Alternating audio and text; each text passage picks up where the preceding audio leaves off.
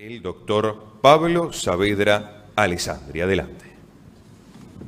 Muchas gracias a todos, muchas gracias Mariela. Mi presentación va a ser desde la perspectiva del Sistema Interamericano de Derechos Humanos y en especial del impacto de las sentencias que tiene la Corte Interamericana de Derechos Humanos en la región, y para eso ir dando diferentes ejemplos. Y ahí un poco, retomando lo que tú decías en la introducción, creo que todo litigio ante la Corte Interamericana de Derechos Humanos de por sí ya es un litigio complejo.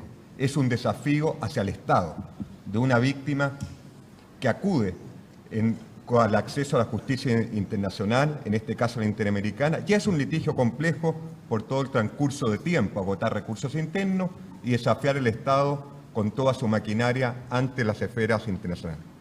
Y ahí la pregunta esencial es: ¿tiene o no impacto este sistema interamericano, o como lo quieran llamar, incidencia, etcétera? Y yo creo que la gran fortaleza que ha tenido el sistema interamericano de derechos humanos, tanto comisión o corte, es precisamente esta incidencia en las realidades nacionales. ¿Y por qué? Es algo muy propio que hemos desarrollado en el sistema interamericano, y creo que es de las grandes contribuciones al campo del derecho internacional, es el concepto de reparación integral. La víctima ya no es mirada como simplemente una perspectiva económica, sino como, a través de una sentencia de la Corte Interamericana, tratar de incidir.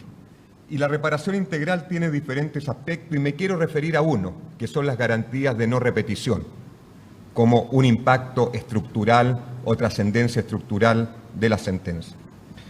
Y es como a través de una sentencia la Corte puede visualizar que el daño que se produce o el origen de la responsabilidad está en un problema estructural del Estado, ya sea normativo o un déficit institucional, y a partir de eso dar una reparación para hacer el cambio.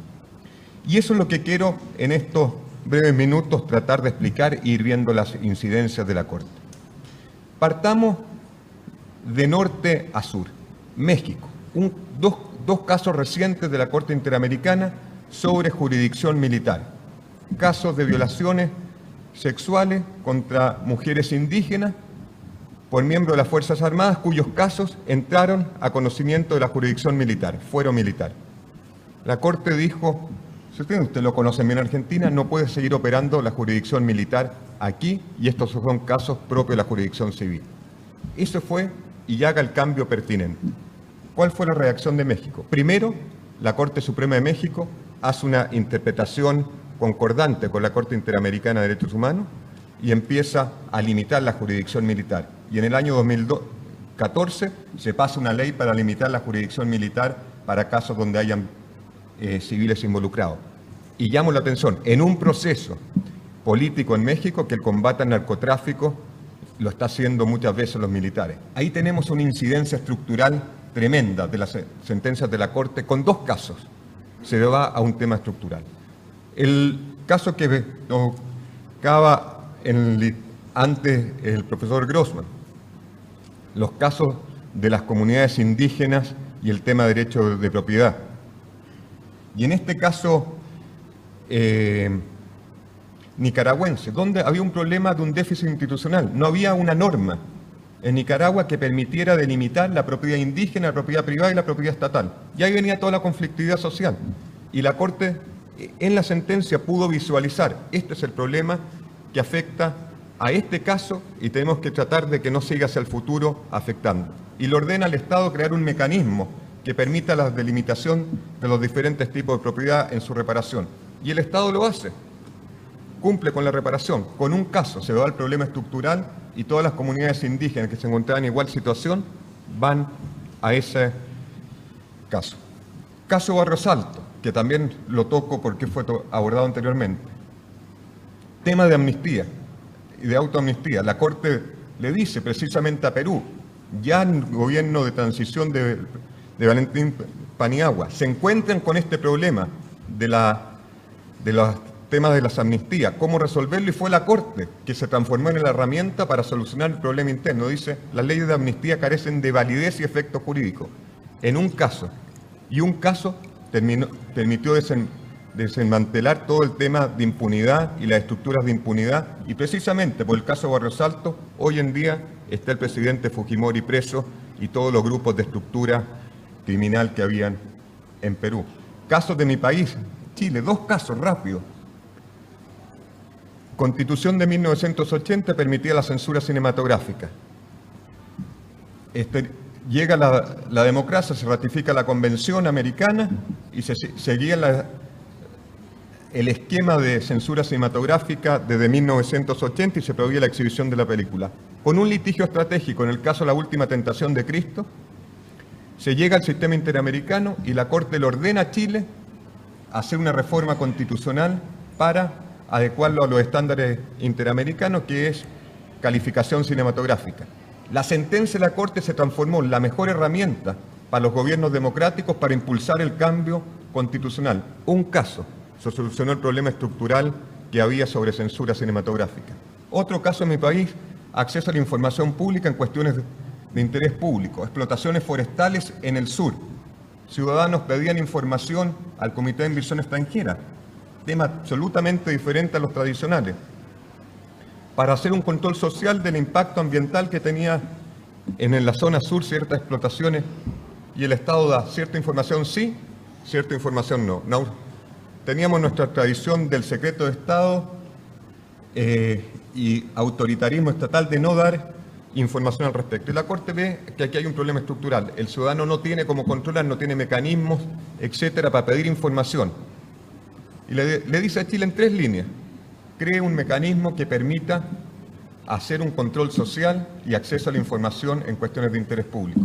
Estas 3 líneas se transforman en la mejor herramienta para hacer un cambio importante sobre la materia, y se crea la Ley de Acceso a la Información Pública, el Consejo de la Transparencia, que se estaba discutiendo, pero fue la sentencia de la Corte la que permitió hacer el impacto y apurar todo el proceso democrático en esto, transformándose tal vez en una de las sentencias más importantes para profundizar el control democrático en Chile. Una sentencia, el caso se cumplió. Costa Rica, donde está la sede de la Corte Interamericana de Derechos Humanos, un tema absolutamente diferente. Había un problema a través del caso de la Nación, conocimos sobre debido proceso, sobre la amplitud o no del recurso de casación en materia penal, que era absolutamente restrictiva la interpretación.